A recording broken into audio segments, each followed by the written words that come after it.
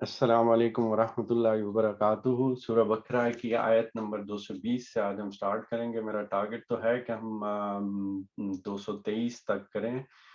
لیکن یہ کچھ زیادہ ڈیٹیل والی چیزیں ہیں، تو ہم آغاز کرتے ہیں اور دیکھتے ہیں کہ انشاءاللہ ہم کہاں تک پہنچ پاتے ہیں۔ تو سب سے پہلے ایز یوزول ہم اس کی تلاوت سن لیتے ہیں۔ في الدنيا والآخرة ويسألونك عن اليتامى قل إصلاح لهم خير وإن تخالطوهم فإخوانكم والله يعلم المفسد من المصلح ولو شاء الله لأعنتكم إن الله عزيز حكيم ولا تنكحوا المشركات حتى يؤمنن ولأمة مؤمنة خير من مشركة ولو أعجبتكم ولا تنكحوا المشركين حتى يؤمنوا ولعبد مؤمن خير من مشرك ولو أعجبكم أولئك يدعون إلى النار والله يدعو إلى الجنة والمغفرة بإذنه ويبين آياته للناس لعلهم يتذكرون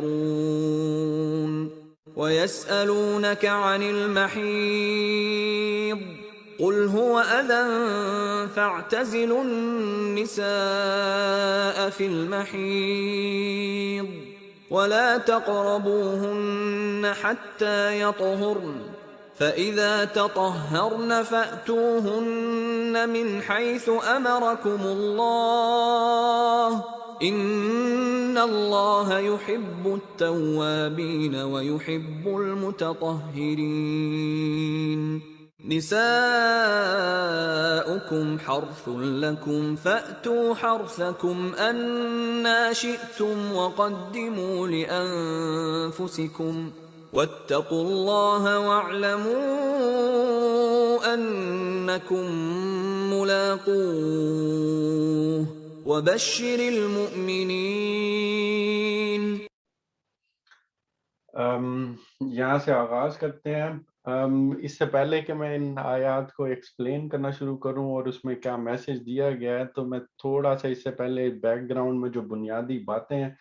بتانا چاہتا ہوں، جو اصل میں قرآن پاک جب پڑھتے جائیں گے تو مزید سمجھ آتی جائے گی، لیکن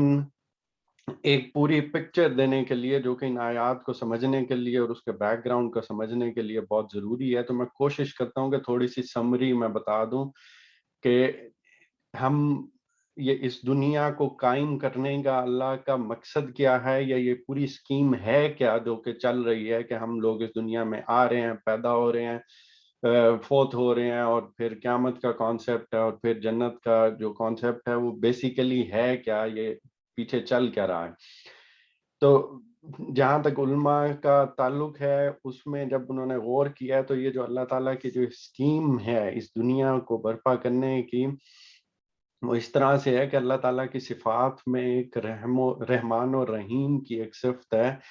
جس کی بنیاد پہ ہم کہہ سکتے ہیں کہ اس پوری دنیا کو وجود میں لایا گیا، کہ اللہ تعالیٰ کو اس کی نہ ضرورت تھی، نہ یہ ایک اسینشیل چیز تھی کہ جو کہ لازمی کیا جائے، اس کے بغیر کوئی چارہ نہیں ہے۔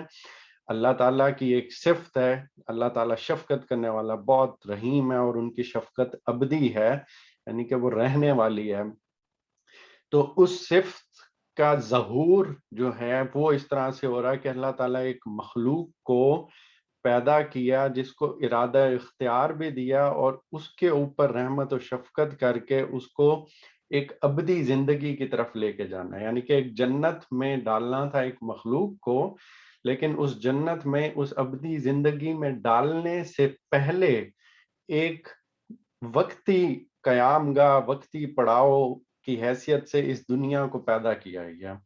کہ اس میں سے جو گزر کے آتا جائے گا اور جو کامیاب ہوتا جائے گا اس کو پھر جنت میں ڈالنا ہے، اور یہ اللہ تعالیٰ کی صفت جو رحمان و رحیم ہے اس کا ظہور ہونا ہے۔ تو اسی طرح انسان پیدا ہوتا ہے اور آتا ہے، اس دنیا میں آتا ہے، بڑا ہوتا ہے، جو سارے کام جو ہیں دین کے وہ آتے ہیں، تو اس میں ایک جو سب سے بنیادی بات ہے کہ جو جنت میں قرآن پاک کو اگر ہم پڑھیں تو جنت میں جانے کے لیے جو ایک جو چیز بنیادی جو قرآن کی اصطلاح میں یوز کی گئی ہے، تزکیہ کا لفظ استعمال کیا گیا، یعنی کہ پاکیزگی کا۔ اور یہ دین کا، ہمارے دین کا بنیادی مقصد ہے۔ یہ جو دین حضور پاک صلی اللہ علیہ وسلم لے کے آئے ہیں اور اللہ تعالیٰ نے ان کے تھرو ہمیں دیا ہے، وہ بنیادی طور پہ پاکیزگی ہے، اور پاکیزگی میں ہر طرح کی ڈائریکشن شامل ہے۔ اس میں جسمانی پاکیزگی، جس کے اندر کوئی غلاظت نہ ہو، ہمارے جسم کے اوپر غلاظت نہ ہو، جس میں یہ چھوٹی چھوٹی اور چیزیں بھی ہیں، جس کے اندر ناخن کاٹنے ہیں، بال کاٹنے ہیں، اور کسی قسم کی کوئی غلاظت ہو سکتی ہے، تو اس کو دھو دھا کے پاک صاف کرنا، اپنے آپ کو، جسم کو صاف کرنا ہے۔ پھر ہے اخلاقی پاکیزگی، کہ ہمارے اخلاق پاکیزہ ہونا چاہیے۔ ہمارے اخلاق سے پاکیزگی کے مراد اب زیادہ تر لوگوں کو پتہ ہی ہے کہ ہم نے ہمارے اخلاقی طور کے اوپر سچ بولنا ہے، لوگوں کے ساتھ برتاؤ کرنا ہے، رشتہ دار، والدین، بہن بھائی، میاں بیوی، یہ سارے رشتہ دار جو اللہ تعالیٰ کی طرف سے پیدا کیے گئے ہیں، اور تمام ایک انسانوں کی حیثیت سے اور مسلمانوں کی حیثیت سے جب ہم آپس میں ایک دوسرے کے ساتھ ڈیل کرتے ہیں تو اخلاقی پاکیزگی۔ اور اس کے بعد پھر جو کھانے پینے میں پاکیزگی ہے، تو اگر آپ غور سے دیکھیں تو قرآن پاک میں جتنی جو احکامات دیے گئے ہیں، یہ ساری ان پاکیزگی کے دوران چلتے ہیں، اور یہ بات بھی یہی کی گئی ہے کہ جنت جو ہے وہ پاکیزہ لوگوں کے لیے ہے۔ تو اس لیے بہت زیادہ زور دیا گیا ان ساری پاکیزگی کے اوپر۔ اب ہے یہ کہ یہ وقتی پڑاؤ ہے، اس دنیا سے گزر کے ہم نے جانا جو ہمارا بنیادی مقصد ہے، جو انسان کا اس کے اندر رکھا ہوا ہے، وہ ہم نے جانا ہے۔ اللہ تعالیٰ نے جنت میں ڈالنے کی ٹرائی کرنی ہے، لیکن اس میں ارادہ اختیار دیا گیا، تو انسان کا اپنا امتحان ہے۔ اب اس امتحان میں انسان کو ایک انسانی جسم دیا گیا ہے جو کہ حیوانی صورت میں ہے، اور اس کے اپنے جبلی تقاضے ہیں۔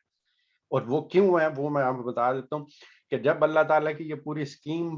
بن گئی، اب یہ کیا جائے گا، دنیا میں انسان کو لایا جائے گا اور اس کو ایک امتحان سے گزارا جائے گا،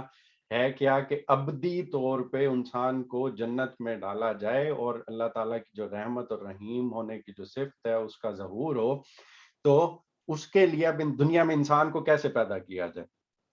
اب انسان کو پیدا کرنے کے بہت طریقے ہو سکتے تھے، ویسے اگر سوچا جائے آسمان سے ڈائریکٹ نازل کر دیا جائے، اللہ کے لیے تو کوئی بڑی بات نہیں ہے، انسان کو اس میں بھیجا جائے، وقتی طور پہ ایک رکھا جائے، اور پھر اللہ تعالیٰ واپس لے لیں۔ دوسرا یہ تھا کہ جو بالکل شروع میں ہم نے دیکھا تھا، یا جو ابھی ہم پودوں کی صورت میں یا درختوں کی صورت میں دیکھتے ہیں، کہ زمین سے اگ گئے، زمین سے اگتے ہیں، بیج ڈالا جاتا ہے، پانی دیا جاتا ہے، باقی چیزوں کا خیال رکھا جاتا ہے، زمین سے پودے نکل آتے ہیں، بڑھتے ہیں۔ اللہ تعالیٰ کے لیے تو کوئی بڑی بات نہیں۔ اور انسان کا جو ظہور ہے، جو پہلی دفعہ پیدائش ہوئی ہے، وہ بھی اسی طرح سے ہوئی ہے کہ وہ جو دریاؤں کے کنارے جو مٹی یا گارے والی مٹی ہوتی ہے، اسی کے اندر سے ہی انسان کی بھی پیدائش وہاں سے شروع ہوئی ہے، جس کو ویسے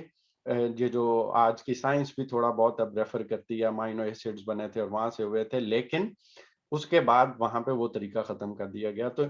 اللہ تعالیٰ کی طرف سے جو طریقہ چوز کیا گیا ہے وہ انسانوں کے اندر سے ہی چوز کیا گیا ہے، اور یہ ایک بہت بڑا شرف ہے جو اللہ تعالیٰ نے انسان کو اس مخلوق کی حیثیت سے چنا ہے،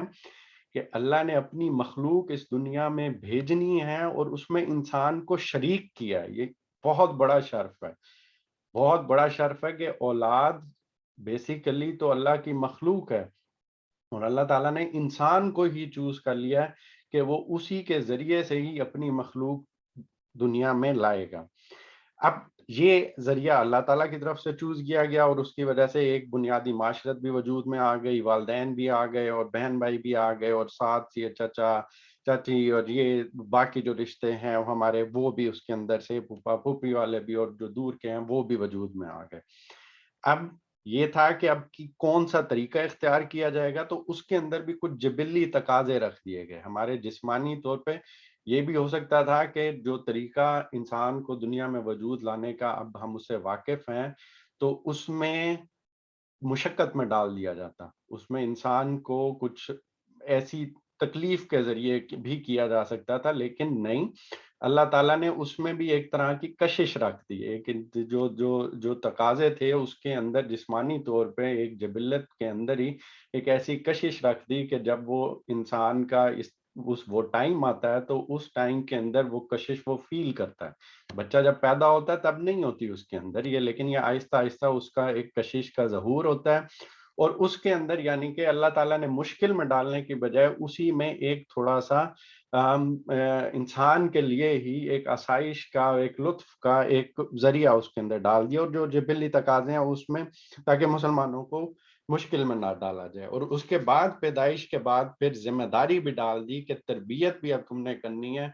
और ये वो पूरा इम्तिहान फिर एक हो गया कि बच्चे को गोद में डाला गया, अल्लाह की मखलूक को वालिदैन की गोद में डाला गया कि जब तक अब ये शऊर की उम्र में नहीं पहुंचता तो वालिदैन, सोसाइटी का, असातिज़ा का, इन सारों का इम्तिहान चल रहा होता है कि इसको अब सही राह पे डालो। तब तक बच्चा जब शऊर की उम्र में नहीं पहुंचा तो हमें पता है कि वो मासूम होता है, उसको अगर कुछ होता है, आगे पीछे कुछ चीज होती है तो उसको अल्लाह ताला माफ करने वाले हैं, वो तो मासूम है, उसको उसका तो कोई नहीं। और फिर इंसान का असल इम्तिहान शऊर की उम्र के पहुंचने के बाद शुरू होता है कि हाँ अब सोसाइटी ने, वालिदैन ने जिन्होंने काम करना था कर लिया, अब तुम्हारी अकल, अब जो अल्लाह ताला ने तुम्हारे अंदर खैर और शर का शऊर रखा है, अब उसकी बुनियाद पे फैसले होंगे। अब तुम्हारे से भी सवाल हो सकता है कि अब तुम सोच समझ के काम करोगे। अब यहाँ पे इंसान से बड़ी गलतियां भी हो जाती हैं और मैं हल्का-फुल्का उन गलतियों की तरफ भी निशानदेही कर दूं कि क्या होता है, हमारे माशरे को देख लें कि जो अल्लाह ताला ने इंसान को इस दुनिया में लाने के लिए वो जो कशिश रखी थी, इंसान उसी को असल समझ बैठता है। मगरिबी कल्चर में इस चीज में बहुत बड़ी बुनियादी गलती यही हुई है कि वो उसी चीज को असल समझ बैठे हैं, जिसको वो मोहब्बत के नाम पे कर लेते हैं या इस चीज के नाम पे कर लेते हैं, और वो सारी चीजें उसको करके, और आप हमारे अपने उसमें देख लें कि वो सारी मूवीज के अंदर इससे बढ़ के और कोई टॉपिक ही नहीं होता। या बाद में वालदैन के लिए देखा है तो वालदैन भी इसी दुनिया को देखते हुए उसी चीज को ऊपर ही सिर्फ फोकस कर लेते हैं, और इस दुनिया के फ़ायदे हासिल करने के लिए वो जो खालिक ने या अल्लाह ताला की जो बड़ी स्कीम थी, यानी कि इखलाकी तकाज़े और झूठ नहीं बोलना, बच्चों की तरबियत सही करनी है या वो सारा कुछ करना है, उसमें कोताही कर देते हैं सिर्फ़ दुनियावी फ़ायदे के लिए, और खुदा के जो अहकाम की रूगर्दानी कर बैठते हैं सिर्फ़ इसलिए कि वालिदैन की बच्चों के साथ मोहब्बत वो सिर्फ़ इस वजह से डाली गई थी कि उनकी तरबियत भी वो खुद करें। तो बहरहाल इन चीज़ों को सामने रखते हुए अब हम पढ़ते हैं इन आयात की तरफ, तो ये आपको क्लियर होता जाएगा यहाँ से थोड़ा ज़्यादा ही। सूरह बकरा की आयात चल रही थी और उसमें जिहाद के अहकामात आए थे। जिहाद के अहकामात में अब मुसलमानों की तरफ से सवाल किए जा रहे थे और उसमें एक सवाल ये आ गया कि भई अब जिहाद होगा, और अब जो उस टाइम के दौर में ये होता था कि मर्द अगर जंग करने गए हुए हैं और जंग करने गए हुए हैं तो वहाँ पे बहुत बड़ा खदशा है कि वहाँ पे जान दी जा सकती है और पीछे बच्चे भी होंगे और वो सारी चीजें होंगी, यतीम हो जाएंगे। तो फिर यतीमों के बारे में सवाल किया गया। तो तर्जुमा अब क्या है, पूछते हैं यतीमों के साथ क्या मामला किया जाए। कहो जिस तर्ज अमल में उनके लिए भलाई हो वही इख्तियार करना बेहतर है। अगर तुम अपना और उनका खर्च और रहना सहना मुश्तरक रखो तो इसमें कोई मज़ायका नहीं, आखिर वो तुम्हारे भाईबंद हैं, भाईबंद ही तो हैं। बुराई करने वाले और भलाई करने वाले दोनों का हाल अल्लाह पर रोशन है। अल्लाह चाहता तो इस मामले में तुम पर सख्ती करता, मगर वो साहिब इख्तियार होने के साथ साथ साहिब हिकमत भी है। क्या चीज बताई जा रही है कि अब खदशा पैदा हो गया कि मर्द अगर जान से चले जाएंगे, अल्लाह की राह में जान दे देंगे, तो पीछे बच्चे भी हैं, उनकी यतीमों की परवरिश का एक बहुत बड़ा सवाल खड़ा हो जाएगा। वो छोटी सी रियासत है, अब वहां पे किस तरह से किया जाए। अब इस तरह वाला काम तो है नहीं कि वो ऑटोमेटिकली सारा कुछ करें। अगर कोई इस तरह की सिचुएशन आ जाती है कि कोई कारोबार था, कुछ था, अब वो उसको कौन देखेगा, उनकी और मेन चीज जो बच्चों की तरबियत है, जो यतीम है उनकी तरबियत कौन करेगा, उनको आगे लेके कौन चलेगा, उनकी दुनियावी जो जरूरियात हैं उनको उनको किस तरह से किया जाएगा। तो इसी वजह से यतीमों के सर पे हाथ रखने की बहुत बड़ी अहमियत और बहुत बड़ी फजीलत बयान की गई है। और हजूर पाक सल्लल्लाहु अलैहि वसल्लम की एक हदीस हदीस का मुद्दा भी यही है कि जिसने उनके सर पे हाथ रखा और उनकी तरबियत करने में हाथ बढ़ाया, जो कि बुनियादी तौर पे एक वालदैन की तरह से जब वो करते हैं उस तरह से किया, तो वो آخرت میں حضور پاک صلی اللہ علیہ وسلم کے ساتھ اس طرح سے ہوگا جیسے انہوں نے 2 انگلیاں اکٹھی کر کے دکھائی تھی، جس طرح سے یہ 2 انگلیاں، تو اتنی بڑی چیز ہے۔ اب اس میں یہ تھا کہ اب وہ یتیم ہو گئے ہیں تو ان کی پھر کفالت کا اور ان کی تربیت کا کس طرح سے اہتمام کیا جائے، تو اللہ تعالیٰ کی طرف سے یہ بھی بہت بڑی نعمت ہے کہ یہ بالکل کلیریفائی اس طرح سے نہیں کر دیا کہ بس یہ طریقہ ہے، اس کے علاوہ کچھ نہیں ہو سکتا، نہیں، انہوں نے بالکل اس طرح سے کہہ دیا کہ جو بھی کرو گے بنیادی مقصد سامنے کیا ہوگا، جس طرز عمل میں یتیموں کی جو بھلائی ہوگی نا وہ اپنایا جا سکتا ہے، وہ معاشرت کے حساب سے، وقت کے لحاظ سے یہ چیزیں چینج ہوتی رہتی ہیں، کلچر کے لحاظ سے چینج ہوتی رہتی ہیں، تو کسی ایک طور پہ پابند نہیں کیا گیا، اللہ تعالیٰ کی طرف سے کہا گیا ہے کہ جس چیز میں بھی اس کے لیے بہتری ہوگی وہ اختیار کیا جا سکتا ہے۔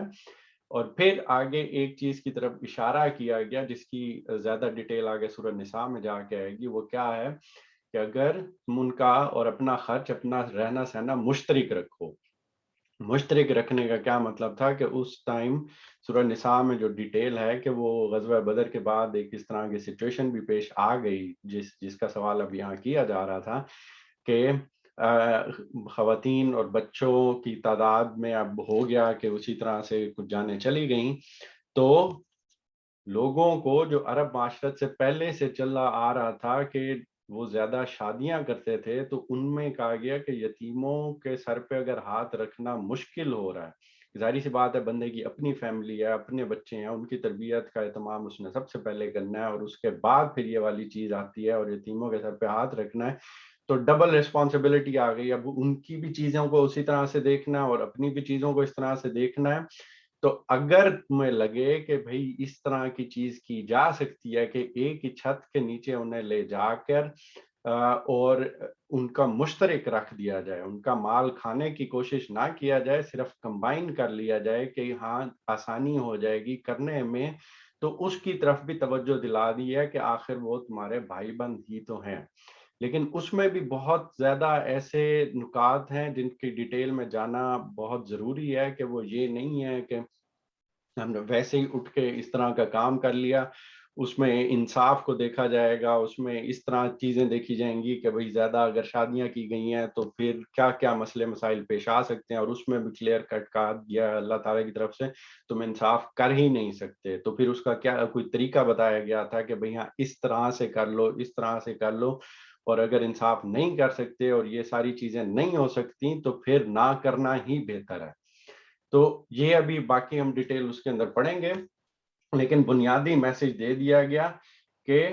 یہ والی چیز کی جا سکتی ہے، اور پھر ایک اور بات جو کی گئی کہ برائی کرنے والے اور بھلائی کرنے والے، یہ چیز تمہارے ذہن میں پوری طرح سے ہونی چاہیے کہ جو بھلائی کا کام کر رہا ہے یا جو برائی کا کر رہا ہے، جس کی نیت میں ہی فطور تھا کہ وہ ان کا مال، یتیموں کا مال کھانا چاہتا تھا، یا جس کی نیت میں کچھ اور چیز تھی، تو یہ چیز یاد رکھنا دونوں کا حال اللہ پر روشن ہے، دنیا کو دھوکہ دیا جا سکتا ہے، اللہ کو دھوکہ نہیں دیا جا سکتا، دونوں کا حال اللہ پر روشن ہے، اور اسی چیز کو آگے بھی یتیموں کا مال کھانے کے بارے میں بہت زیادہ احتیاط ایک ایک پائی کا وہ کہا گیا، ایک طرف تو ان کی بہت فضیلت بیان کی گئی ہے، دوسری طرف کہ اگر ان کا مال کھاتے ہو تو یہ بالکل ایسے ہی ہے جیسے پیٹ میں انگارے بھرے جاتے ہیں، دوزخ کی آگ کے یا وہ جو انگارے بھرے جاتے ہیں وہ یتیموں کا مال کھانے سے اس کی اس طرح سے بات کی گئی ہے، تو یہ چیز ذہن میں رہنی چاہیے کہ یہ اتنا سینسٹیو معاملہ ہے جس میں دیکھا، تو اب آگے اللہ تعالیٰ کیا کہہ رہے ہیں کہ اللہ چاہتا تو اس معاملے میں بھی تم پر سختی کرتا، یعنی اس چیز کو کہا جا سکتا تھا کہ نہیں علیحدہ علیحدہ رکھو یا یہ کام کرو یا کوئی ایسا مشکل وے رکھا جا سکتا تھا، لیکن اللہ تعالیٰ صاحب اختیار ہونے کے ساتھ ساتھ صاحب حکمت بھی ہیں۔ اگلی آیت، تم مشرک عورتوں سے ہرگز نکاح نہ کرنا۔ اب دیکھیں بات سے بات آگے چلتی جا رہی ہے کہ اب یتیموں کا بھی معاملہ آیا، اب اگر اگلی شادی کی بھی بات آتی ہے یا کچھ اس طرح کی بات آتی ہے تو جو پہلے میں بیک گراؤنڈ بتا چکا ہوں کہ اس دنیا میں آنے کا مقصد کیا ہے، اس کو پیش نظر رکھتے ہوئے کہ یتیموں کا معاملہ بھی آ جائے تو بھی مشرک عورتوں سے ہرگز نکاح نہیں کیا جا سکتا، یہ بات ہی ختم کر دی گئی کہ مشرک عورتوں سے نہیں ہو سکتا جب تک کہ وہ ایمان نہ لے آئیں۔ ایک مومن لونڈی مشرک شریف زادی سے بہتر ہے، اگرچہ وہ تمہیں بہت پسند ہو، اور اپنی عورتوں کے نکاح مشرک مردوں سے کبھی نہ کرنا جب تک کہ وہ ایمان نہ لے آئیں۔ ایک مومن غلام مشرک شریف سے بہتر ہے، اگرچہ وہ تمہیں بہت پسند ہو۔ یہ لوگ تمہیں آگ کی طرف بلاتے ہیں، اور اللہ اپنے اذن سے تم کو جنت اور مغفرت کی طرف بلاتا ہے، اور وہ اپنے احکام واضح طور پہ لوگوں کے سامنے بیان کرتا ہے۔ توقع ہے کہ وہ سبق لیں گے اور نصیحت قبول کریں گے۔ تو اس میں اگر پہلی چیز جو میں شروع میں بتا چکا ہوں، دنیا میں بنیادی مقصد آنے کا کیا ہے، اس کو ذہن میں رکھا جائے تو یہ صاف بات واضح ہو جاتی ہے کہ مشرک عورتوں سے نکاح کرنا تو بنتا ہی نہیں ہے کہ ایک ہی چھت کے نیچے توحید والے اور مشرک، یعنی کہ جو دین کی حیثیت سے شرک کو اپنائے ہوئے ہیں، اس کو تو اکٹھا کیا نہیں جا سکتا۔ اور یہ بھی چیز کلیئر کر لی کہ یتیموں کی بہبود کے لیے بھی اگر یہ کام کر رہے ہو تو پھر بھی نہیں کیا جا سکتا۔ دونوں کے لیے کہہ دیا گیا کہ بھئی نہ عورتیں کر سکتی ہیں اور نہ مرد کر سکتے ہیں، اور یہ اس ٹائم کی ظاہری سی بات ہے کہ عرب میں شرک کو بحیثیت دین اختیار کیا ہوا تھا، یعنی کہ وہ کھلم کھلا تسلیم کرتے تھے۔ اہل کتاب کا مسئلہ ڈیفرنٹ ہے، اہل کتاب کے ساتھ بھی ایک خاص معاملے میں اجازت دی گئی تھی، اس کی ڈیٹیل ہم بعد میں دیکھیں گے۔ اہل کتاب کا معاملہ یہ ہے کہ وہ اصلاً توحید کو ہی ماننے والے ہیں، وہ اصلاً ایک خدا کو مانتے ہیں، لیکن اس میں سمجھنے میں ان کو غلطی ہوئی ہے۔ اگر حق ان پہ وہ واضح ہو جاتا ہے، وہ چیز ہو جاتی ہے، تو تب اہل کتاب سے شادی کو اس کو کیا گیا تھا، لیکن اس میں بھی کچھ چیزیں ایسی ہیں جس کو ڈیٹیل میں جاننا ضروری ہے، وہ بعد میں دیکھیں گے۔ ایک اور جو بہت اہم بات یہاں پہ کی گئی ہے، یہ جو مومن لونڈی اور مومن غلام کی جو بات کی گئی ہے، ظاہری سی بات ہے یہ اس ٹائم کی حیثیت سے کی گئی ہے کہ جب یہ غلام اور لونڈیوں ہوتی تھیں، لیکن ایک بہت بڑا سبق جو دیا گیا ہے کہ جب ایمان لے آتے ہیں، جب اسلام قبول کر لیتے ہیں، جب اپنے آپ کو ہم نے اللہ تعالیٰ کے حوالے کر دیا کہ میری جان اور میرا مال اب اللہ کے حوالے، اب جو اللہ تعالیٰ کہیں گے اسی کے مطابق زندگی گزارنی ہے، تو اللہ تعالیٰ کی طرف سے کیا کہا جا رہا ہے کہ جب یہ شادی بیاہ کے معاملات آئیں تو سب سے پہلی پریورٹی کیا ہونی چاہیے؟ ایمان کی شکل و صورت، دنیاوی رتبہ، نسل نسب، یہ ساری چیزیں پیچھے رہ جاتی ہیں۔ معیار جو پسند اور ناپسند کا رکھا گیا ہے وہ کس چیز پہ رکھا گیا ہے؟ ایمان اور عمل صالح پہ۔ یہ پڑھنے کے لیے تو بہت آسان ہے کہ ایک مومن لونڈی جس کی اس ٹائم کی معاشرت میں کوئی حیثیت ہی نہیں تھی، جس کو اس طرح سے سمجھا نہیں جاتا تھا، اور یہ بھی جب غلام اور لونڈیوں والا جب آئے گا تو یہ بتدریج قرآن پاک کی اور اللہ تعالیٰ کی طرف سے احکامات اس طرح سے دیے گئے تھے کہ سب سے پہلے اس کا راستہ روکا گیا تھا غلام اور لونڈی بنانے کا۔ ایک دن میں یہ سارا کام نہیں ہوا تھا، راستہ روکا گیا کہ نئے غلام اور لونڈی نہ بنائے جائیں، پھر ایسے احکامات دیے گئے کہ ان کا معاشرے میں مقام بلند کیا جائے، ورنہ کوئی سوچ ہی بندہ نہیں سکتا تھا کہ بھئی یہ نسل نسب والے رکھنے والے غلام لونڈیوں سے شادیاں کر سکتے ہیں، اس طرح کی بات کرنا ہی تو اس طرح کے احکامات آئے کہ معاشرے میں ان کے مقام کو بلند کرنا پڑا تھا۔ وہ ایک فیز گزرا تھا، اور اس کے بعد سے پھر ان کو ایک عام اس کی حیثیت سے پھر معاشرے میں ایکسیپٹ کیا جانے لگا، تو یہ بہت لمبا پروسیس چلا تھا۔ اس کا آئیڈیا آپ صرف ذہن میں یہ کر لیں کہ اکثر اوقات ہمیں اپنے گھروں میں ہی ہم آس پاس نظر ڈالیں تو آس پاس کسی کے جاننے والوں میں ہمیں آج بھی تھوڑی بہت ملتی جلتی اس طرح کی حیثیت والی چیز نظر آ جاتی ہے کہ کوئی ملازم بچیاں رکھی ہوئی ہیں، یا کوئی اس طرح کے غلام رکھے ہوئے ہیں یا کیے گئے ہیں رکھے ہوئے ہیں۔ تو آپ سوچیں 1400 سال گزرنے کے بعد جہاں ہم کہتے ہیں انسانیت اس درجے پہ پہنچ چکی ہوئی ہے، جہاں ہم دین کو اتنا سمجھ چکے ہیں، جہاں یہ ساری چیزیں گزر چکی ہیں، ابھی بھی سوچیں تو کیا چیز ذہن میں آتی ہے کہ اپنی اولاد کی اگر شادی کرنی ہو تو ہمارے سامنے کیا کیا چیزیں ہوتی ہیں؟ کیا ہم اپنے سامنے اولاد کی شادی کرتے ہوئے ایمان اور عمل صالح کو جو دوسری پارٹی کے رکھتے ہیں، یا نسل نسب کو رکھتے ہیں، یا شکل و صورت کو رکھتے ہیں؟ تو یہ چیز کھل کے سامنے یہاں پہ وضاحت کے ساتھ کر دی گئی ہے، اور امین احسن اصلاحی لکھتے ہیں کہ اسلام میں پسند اور ناپسند کے لیے معیار نہ ظاہری شکل و صورت ہے، نہ نسل و نسب، اور نہ آزادی اور غلامی، بلکہ ایمان اور عمل صالح ہے. اس وجہ سے اب تمہارے رشتے ناتے ذاتوں اور برادریوں کے پابند نہیں رہ گئے بلکہ عقیدے اور عمل کے تابع ہو گئے ہیں. قریش کی ایک معجبین شہزادی تمہارے لیے 2 کوڑی کی ہے اگر وہ ایمان کے زیور سے آراستہ نہیں ہے. اور اگر اس زمانے کے لحاظ سے دیکھا جائے کہ اگر وہ افریقہ کی کوئی ایک لونڈی بھی تمہارے پاس ہے تو تمہارے لیے حور جنت ہے اگر اس کا دل جمال ایمان و اسلام سے نورانی ہے. یہ ایک مسلمان ہونے یا ایمان لانے کے بعد ہمارا کرائٹیریا ہونا چاہیے کہ کس طرح سے شادی کرتے ہوئے چیز دیکھی جائے. اور بالکل وہی جو بنیادی طور پہ جو چیزیں ذہن میں ہوتی ہیں وہ میں پہلے بتا چکا ہوں کہ اس دنیا کو قائم کرنے کا مقصد یہ اسکیم سمجھی جائے کہ وہ ہے کیا, اس کی وجہ سے. اور پھر والدین اپنی رسپانسبلٹی کو سمجھیں کہ انہوں نے کس طرح سے تربیت کرنی ہے, انہوں نے بچوں کے ذہنوں میں کیا ڈالنا ہے, کہ کیا تمہارے لیے سب سے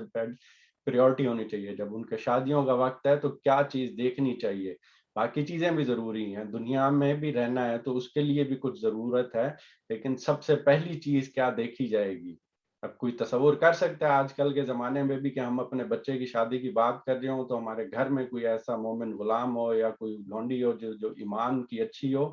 لیکن نسل نسب اور دولت اور شہرت اور یہ چیزیں نہیں ہیں. تو کیا ہم ابھی بھی اس قابل ہیں کہ ہم یہ والا ڈیسیژن کر سکتے ہیں؟ آج کے معاشرے میں بھی بہت زیادہ مشکل ہوا ہے. اور پھر کیا کہا جا رہا ہے کہ اللہ اپنے احکام واضح طور پہ لوگوں کے سامنے بیان کرتا ہے, توقع ہے کہ وہ سبق لیں گے اور نصیحت قبول کریں گے. اس کے بعد پھر وہ پاکیزگی والی چیز آ رہی ہے جس کا میں ذکر کر چکا ہوں. پوچھتے ہیں اب شادی کی بات ہوئی, نکاح کی بات ہوئی, تو اسی طرح ایک سوال سے دوسرا سوال نکلتا چلتا آ رہا ہے, اور وہ اس چیز کی پوری وضاحت اللہ تعالیٰ کی طرف سے قرآن میں کی جا رہی ہے. اور وہی والی چیز پاکیزگی کی, دنیا میں آنے کے مقصد کی, اور یہ ساری چیزوں کی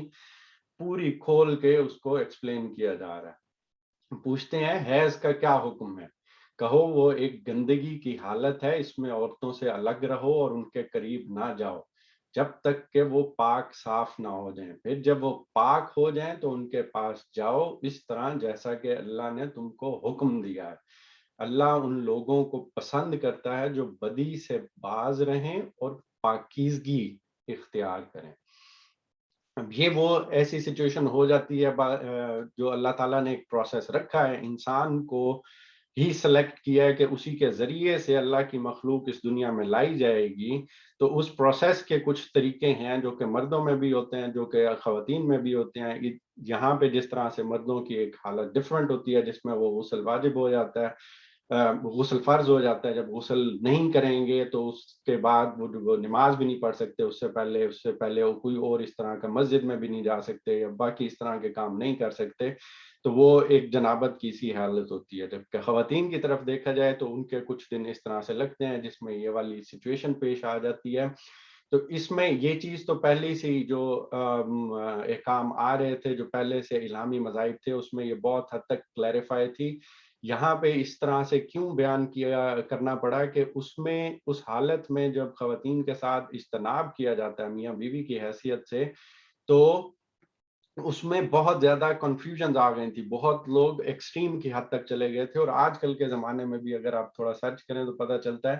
کہ وہ ایکسٹریم پہ برتن تک علیحدہ کر دینا, یا ان دنوں میں خواتین کو بالکل ایک علیحدہ کمرے میں بند کر دینا جس طرح سے ایک جیل کی سی کیفیت ہو جاتی تھی, یا اس طرح کے بہت زیادہ ڈفرنس پایا جاتا تھا. جبکہ جب قرآن پاک آیا اور یہ سوال جب کیا گیا حضور پاک صلی اللہ علیہ وسلم کے تھرو اللہ تعالیٰ سے, یا ان کے ذہنوں میں تھا, تو اللہ تعالیٰ کی طرف سے کھول کے اس کو واضح کر دیا گیا کہ صرف اور صرف یہ ایک طرح کی ناپاکیزگی کی یا گندگی کی حالت ہے.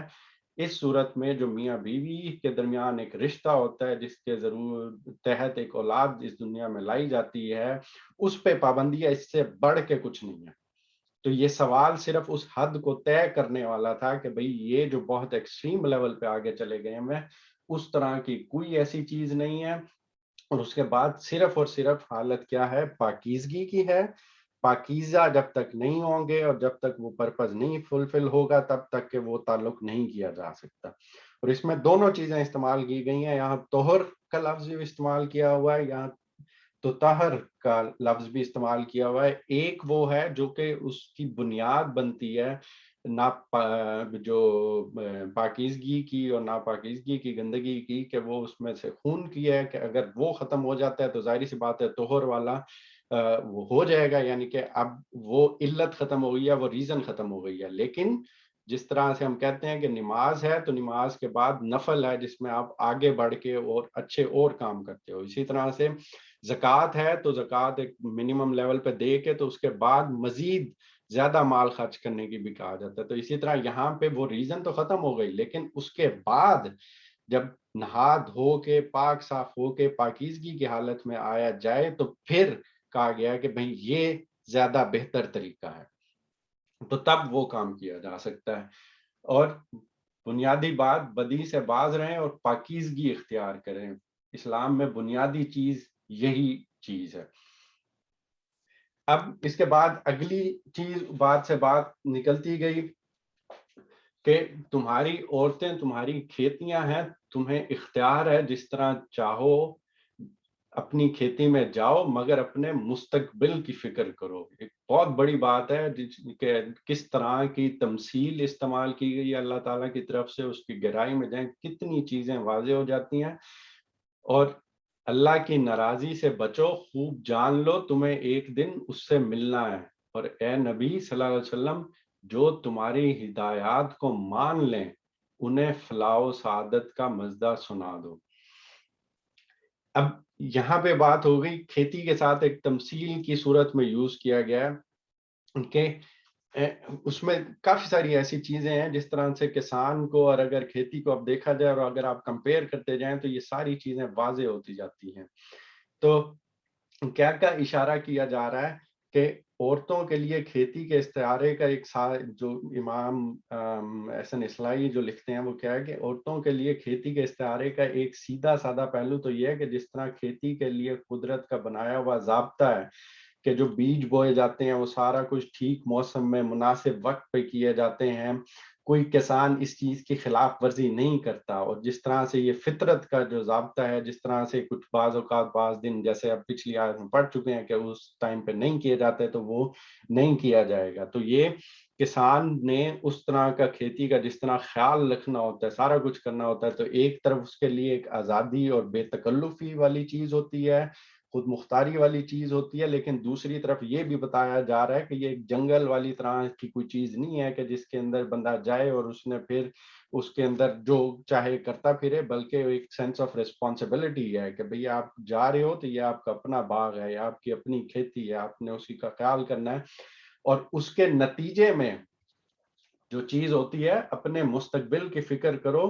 یعنی کہ اس کے ذریعے دنیا اور آخرت دونوں میں اپنے لیے آگے کی تدبیر کرو. تو یہاں پہ آپ دیکھیں کتنی بڑی بات کی گئی ہے کہ کسان جب کھیتی میں جاتا ہے، بیج بوتا ہے، آگے پودا نکلتا ہے اور اس سے پھل فروٹ جو بھی آتا ہے، اسی طرح انسان کے لیے اس کی اولاد سامنے آتی ہے. اب اس انسان کو دیکھتے ہوئے اپنے مستقبل کی فکر کرو. کیا بات کی جا رہی ہے کہ ان کی جو تربیت کرنی ہے، ان کے لیے جو اب اہتمام کرنا ہے، وہ سب اب تمہاری ذمہ داری ہے. مستقبل کی فکر کرو، ان کو کرو. آخر آگے آپ دیکھیں کہ ایک دن تمہیں اس سے ملنا ہے کہ جب اللہ تعالیٰ کو جو شکل دکھائیں گے، وہ سارا کچھ کریں گے، تو وہ آگے مستقبل میں جب اولاد پیدا ہو رہی ہے اس چیز کے نتیجے میں جو اللہ کی مخلوق گود میں ڈالی گئی ہے اس کی تربیت کس طرح سے کی تھی، خدا اس کو شکل دکھاؤ گے اور پھر جواب دہ ہوگے کہ اس کے مستقبل کی کس طرح سے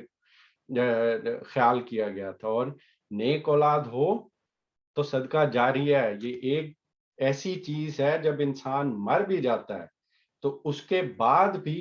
اگر اولاد نیک ہے تو اس کا ثواب والدین کو ملتا رہتا ہے. یہ اتنی بڑی چیز ہے.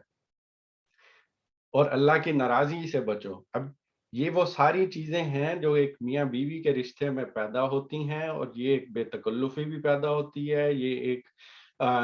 سینس آف ریسپانسبلٹی بھی آتی ہے، یہ ایک دوسرے کا خیال رکھنے کی بھی بات یہاں پہ آ جاتی ہے. چھوٹے موٹے فطرت کے اوپر جو ایک قید لگا دی گئی ہے اللہ تعالیٰ کی، اس کے بعد بڑھ کے اس سے علاوہ کوئی اس طرح کی پابندی نہیں لگائی گئی، لیکن ساتھ اس طرح کا اشارہ کر دیا کہ اب یہ جو کام کرنے جا رہے ہو یہ جانوروں کی طرح نہیں جو اپنی جبلت کی تسکین کے لیے کرتے ہیں، اب انسان ہو سوچ سمجھ کے یہ کام کرو۔ اور اس سے ایک پہلو یہ بھی نکلتا ہے کہ جو ایک بالعموم ہمارے معاشرے میں سمجھ لیا گیا ہے کہ ہم انسان اپنے آپ کو صرف اس حد تک رکھ لیتا ہے میاں بیوی کے تعلق سے، اور اولاد کا ذمہ پورا اللہ تعالیٰ پہ ڈال دیتا ہے کہ پالنا تو اللہ نے ہے۔ نہیں، مستقبل کی فکر کرو کہ وہ جب ایک کرو گے، اب کتنے بچے پیدا کر رہے ہو، اتنے قابل ہو کہ پال سکتے ہو کہ نہیں پال سکتے، ان کے لیے ذمہ داری سنبھال سکتے ہو کہ نہیں سنبھال سکتے۔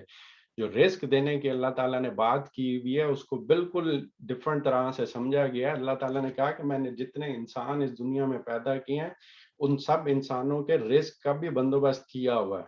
جو کہ ہم سب کو پتا ہے کہ رزق مل جاتا ہے، یہاں پہ جب آئیں تو پالا جا سکتا ہے انسان کا رزق، لیکن انسان کی اپنی حرکتیں اس طرح سے ہوتی ہیں کہ کوئی رزق ذخیرہ کرنے لگ جاتا ہے، کوئی بھوکا رہ جاتا ہے۔ اب بھوکا جو ہے اور وہ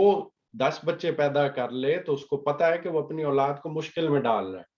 لیکن اس چیز کو صحیح طرح نہیں سمجھا گیا۔ انسان اپنے آپ کو صرف یہ سمجھ لیتا ہے کہ بچے پہ بچہ پیدا کری جاؤ، وسائل ہیں نہیں ہیں اس چیز پہ غور نہیں کیا جاتا۔ تو یہاں پہ ایک ہی لفظ میں جاؤ اپنی کھیتی میں مگر اپنے مستقبل کی فکر کرو، یا اس کے ذریعے سے دنیا اور آخرت دونوں میں اپنے لیے آگے کی تدبیر کرو۔ یہ بہت بڑا میسج ہے جو کہ دیا گیا ہے، جو کہ سمجھنے میں لوگ اتنا ڈیپ گئے نہیں تو سمجھ نہیں آ سکی۔ اور پھر اینڈ پہ وہی والی بات، خوب جان لو تمہیں ایک دن اس سے ملنا ہے، اور اے نبی صلی اللہ علیہ وسلم جو تمہاری ہدایات کو مان لیں انہیں فلاح و سعادت کا مزدہ سنا دو۔ ان ساری آیات کا ایک دفعہ ہم دوبارہ ترجمہ پڑھ لیتے ہیں۔ پوچھتے ہیں یتیموں کے ساتھ کیا معاملہ کیا جائے، کہو جس طرز عمل میں ان کے لیے بھلائی ہو وہی اختیار کرنا بہتر ہے۔ اگر تم اپنا اور ان کا خرچ اور رہنا سہنا مشترک رکھو تو اس میں کوئی مذائقہ نہیں، آخر وہ تمہارے بھائی بند ہی تو ہیں۔ برائی کرنے والے اور بھلائی کرنے والے دونوں کا حال اللہ پر روشن ہے۔ اللہ چاہتا تو اس معاملے میں تم پر سختی کرتا، مگر وہ صاحب اختیار ہونے کے ساتھ صاحب حکمت بھی ہے۔ تم مشرک عورتوں سے ہرگز نکاح نہ کرنا جب تک کہ وہ ایمان نہ لے آئیں۔ ایک مومن لونڈی مشرک شریف زادی سے بہتر ہے اگرچہ وہ تمہیں بہت پسند ہو، اور اپنی عورتوں کے نکاح مشرک مردوں سے کبھی نہ کرنا جب تک کہ وہ ایمان نہ لے آئیں۔ ایک مومن غلام مشرک شریف سے بہتر ہے اگرچہ وہ تمہیں بہت پسند ہو۔ یہ لوگ تمہیں آگ کی طرف بلاتے ہیں اور اللہ اپنے اذن سے تم کو جنت اور مغفرت کی طرف بلاتا ہے، اور وہ اپنے احکام واضح طور پر لوگوں کے سامنے بیان کرتا ہے۔ توقع ہے کہ وہ سبق لیں گے اور نصیحت قبول کریں گے۔ پوچھتے ہیں حیض کا کیا حکم ہے، کہو وہ ایک گندگی کی حالت ہے، اس میں عورتوں سے الگ رہو اور ان کے قریب نہ جاؤ جب تک کہ وہ پاک صاف نہ ہو جائیں، پھر وہ پاک ہو جائیں تو ان کے پاس جاؤ اس طرح جیسا کہ اللہ نے تم کو حکم دیا ہے۔ اللہ ان لوگوں کو پسند کرتا ہے جو بدی سے باز رہیں اور پاکیزگی اختیار کریں۔ تمہاری عورتیں تمہاری کھیتیاں ہیں، تمہیں اختیار ہے جس طرح چاہو اپنی کھیتی میں جاؤ، مگر اپنے مستقبل کی فکر کرو اور اللہ کی ناراضی سے بچو۔ خوب جان لو کہ تمہیں ایک دن اس سے ملنا ہے، اور اے نبی صلی اللہ علیہ وسلم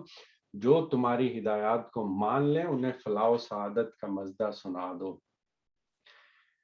اللہ تعالیٰ سے دعا ہے کہ اللہ تعالیٰ ہمیں صحیح طریقے سے دین کی تعلیمات قرآن کو سمجھنے اور اس پر پوری طرح سے عمل کرنے کی توفیق عطا فرمائے۔ یہاں پہ ہم اختتام کرتے ہیں۔